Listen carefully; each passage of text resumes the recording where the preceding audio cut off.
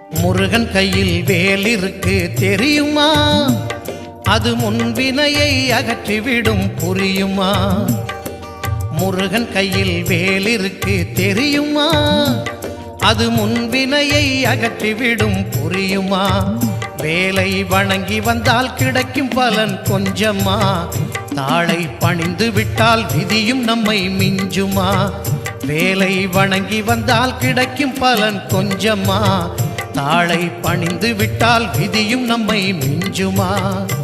அந்த முருகன் கையில் வேல் இருக்கு தெரியுமா? அது முன்வினையை அகற்றிவிடும் புரியுமா?